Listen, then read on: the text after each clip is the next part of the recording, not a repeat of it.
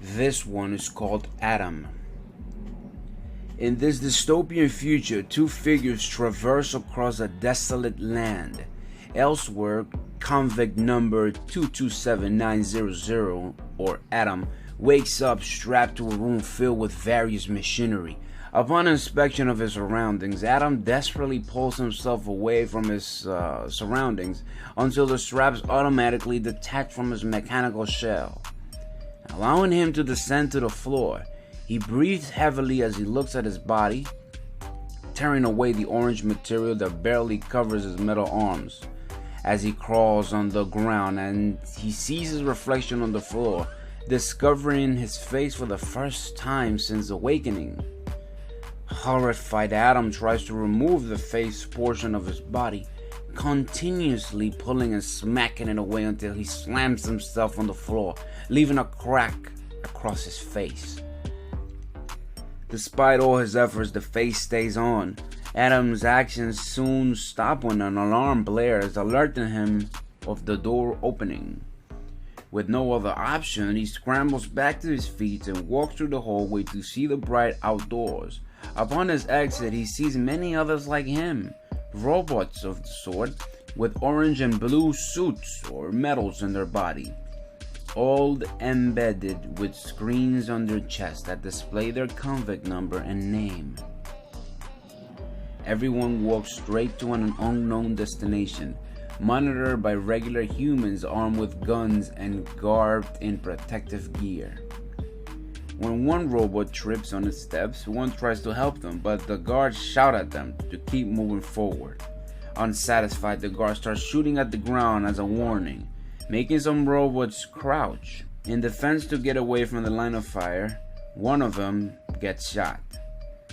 Another guard stops the man from shooting further and points toward two silhouettes approaching their location. Seeing the two, the guards start to retreat inside their base. Their platform folds up and rises back into the tower, leaving the robots to encounter the mysterious strangers. When they get close, the robot size pales in comparison to the two, who are equipped with pole legs. To seem less imposing, they walk closer to the crowd of robots while retreating their pole legs, meeting the robots at their height level. Upon closer look, the two figures turn out to be robots, one that resembles a samurai and a larger one that resembles a shaman. Needless sets his pole on the ground before raising his palm toward the robot convicts.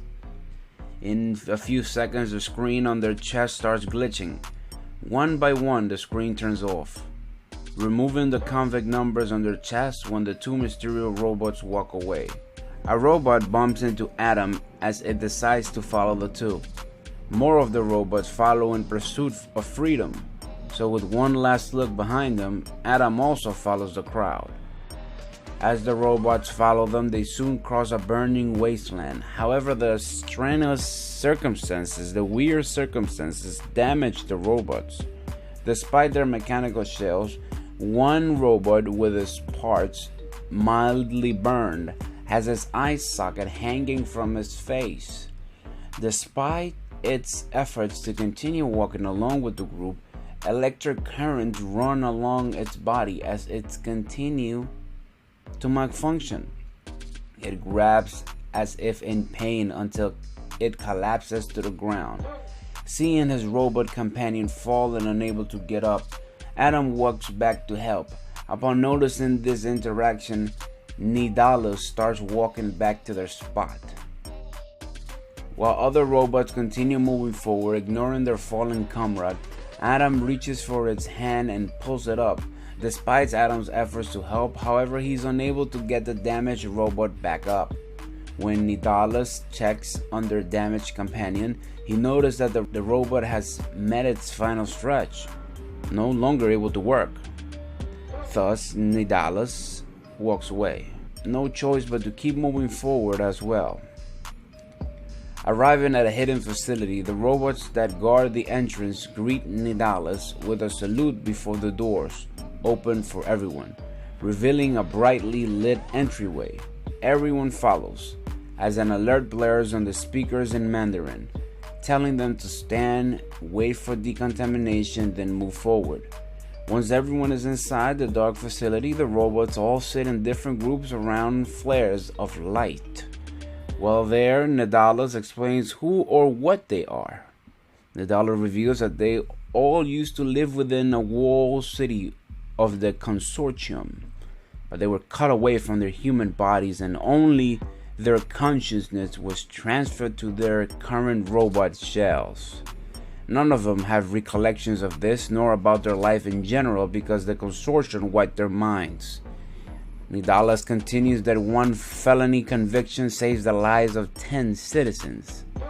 However, the consortium defines their brains as tainted. Therefore, they have no use for them, despite his knowledge of the situation.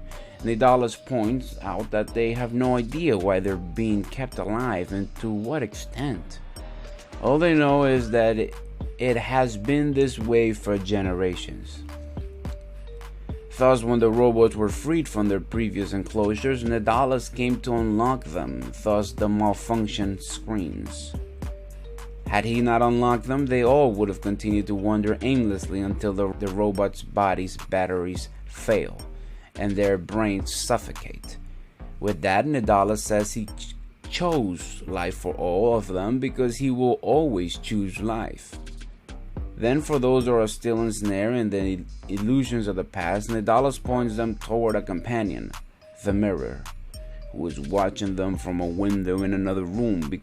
Because of that note, a few robots question who or what the mirror is. So Nidalos explains that she's someone who can read traces of their minds in order to reveal their history, past, and crimes. The robots rise in anticipation when the mirror enters the room to join them. She walks straight to Adam, allowing him to see that under her black cloak, the mirror is also a robot being, one that's more similar looking to a human. But her eyes are nowhere to be seen. Instead, she has moving skin where her eyes should be. Raising her hand towards Adam, the mirror reads Adam's consortium's criminal code, revealing that Adam's felony is treason.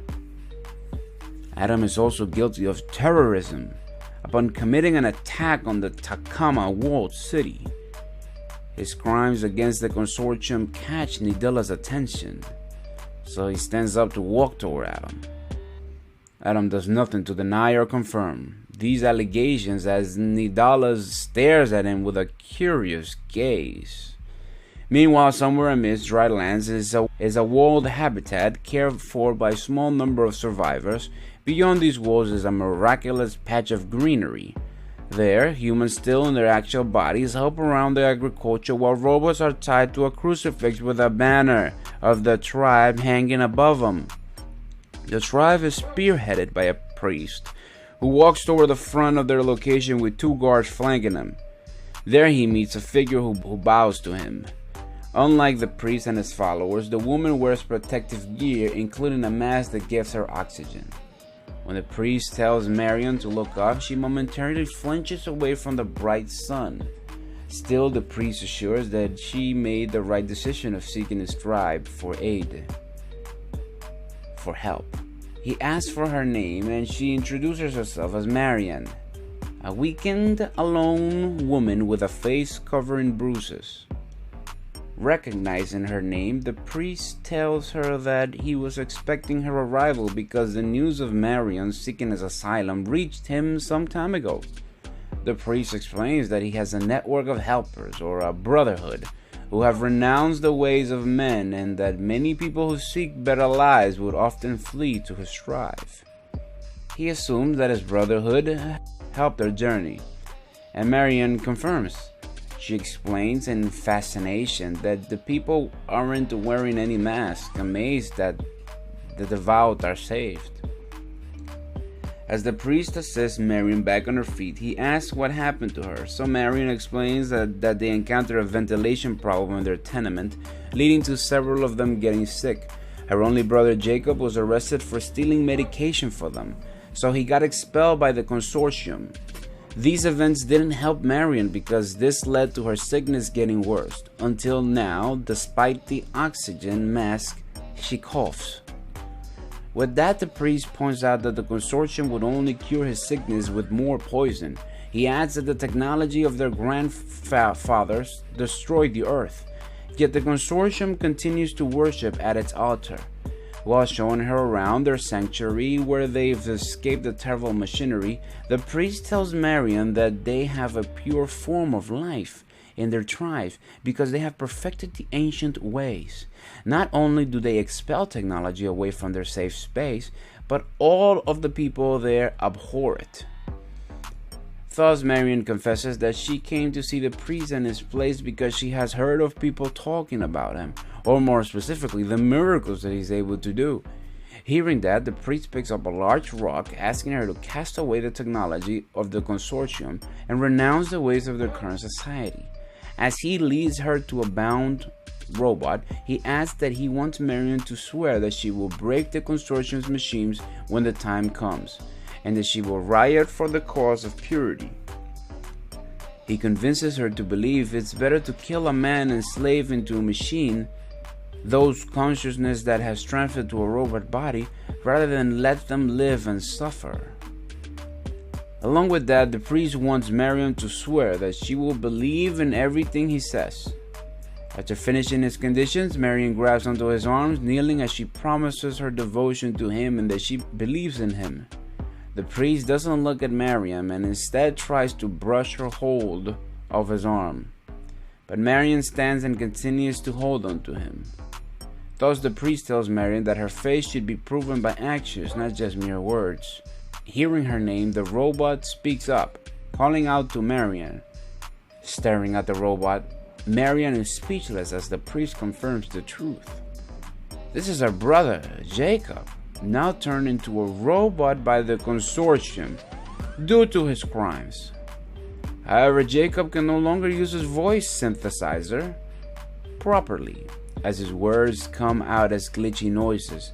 Marion mourns for her brother's fate as the priest orders her to look at her brother, saying the consortium fashioned him into the very image of demons after they harvested his body.